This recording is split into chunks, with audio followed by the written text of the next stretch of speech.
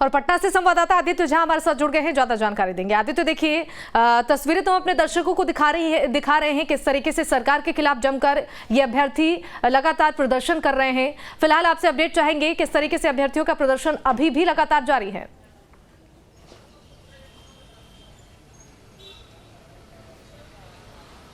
देखिए शिवानी, जो 7वें चरण की नियुक्ति को लेकर के सीटीईटी और बीटीईटी के जो अभ्यर्थी हैं, पिछले 3.5 वर्षों से पटना की सड़कों पर हैं। बार बार वो लोग गर्दनीबाग का जो धरना स्थल में है उस पर धरना देते हैं। कितने बार उन्होंने प्रोसेशन भी निकाला, प्रोटेस्ट भी किया। आपको याद होगा कि पटना के डाकबंगला चौराहा पर उन लोगों की बुरी तरीके से पिटाई भी हुई थी।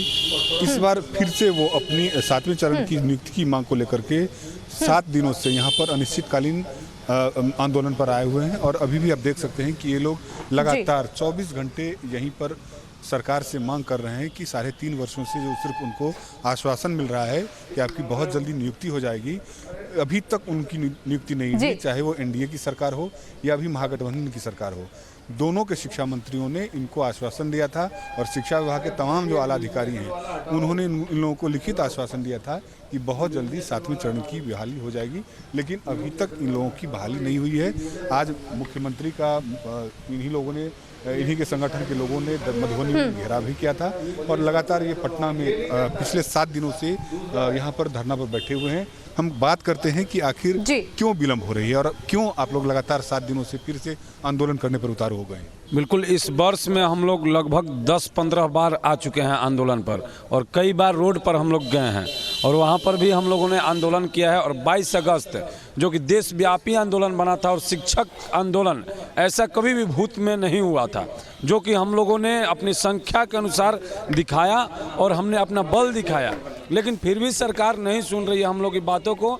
हम लोग का एकमात्र मांग है कि 7वें चरण के प्राथमिक शिक्षक बहाली हेतु विज्ञप्ति जारी कर दी जाए, पर अभी भी सरकार इस चीज़ को नहीं सुन रही है। आज भी हमारे साथी मधुबनी में जब कार्यक्रम था नीतीश कुमार जी का, तो वहाँ पर उन्होंने ज्ञापन दिया, पर आश्वासन ही वहाँ पर भी मिला।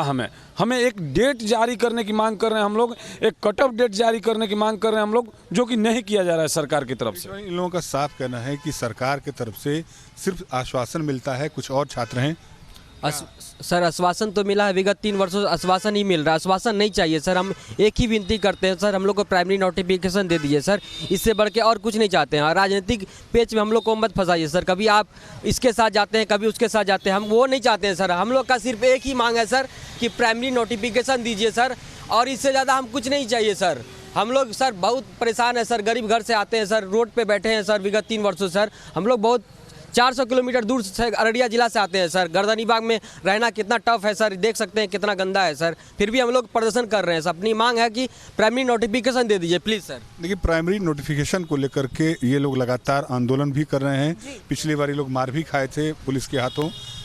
और भी छात्र हैं, बात करते हैं।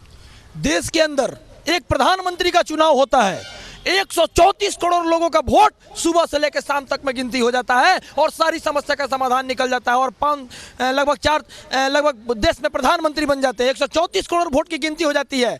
हमारी विज्ञप्ति 3.5 साल से पड़ी हुई है, जबकि इतना सारा समस्या आता है, सारा समस्या का समाधान निकलता है, लेकिन हम लोगों को रोजगार नहीं देते हैं। क्यों? क्योंकि चुनावी एजेंडा बनाकर रखना चाहते हैं नीतीश कुमार। इस बार उनको औकात नहीं दिखा दी है। हम लोग सारे शिक्षक अभ्यर्थी तो कहेंगे, अगर हम लोग की जिंदगी बर्बाद करने के लिए पूछेंगे तो हम लोग क्लियर कहते हैं कि जिंदगी हमारी जो बर्बाद हो रही है, आज 3.5 साल से रोड पर उनके राजनीतिक पेच के कारण हम लोग फंसे हुए हैं। और दूसरी चीज कि अगर उनके पास बोलते हैं, बार बार हम कल का डिबेट सुने, बार बार उनके प्रवक्ता के द्वारा कहा जाता है कि अभी 2.5 महीना हुआ, 3 महीना हुआ है। अरे आपका तो 3.5 साल हो गया है। जेडीयू के प्रवक्ता को बोलना चाहिए, आपका तो 3.5 साल हो गया है। कौन सी आपकी राजनीति है, कौन सा आपका क्रमबद्धता है कि जिसको आप नहीं समझ पा रहे हैं और शिक्षक बहाली नहीं कर पा रहे हैं। पहले भी जितना शिक्षक बहाल किए हैं सब चोर है।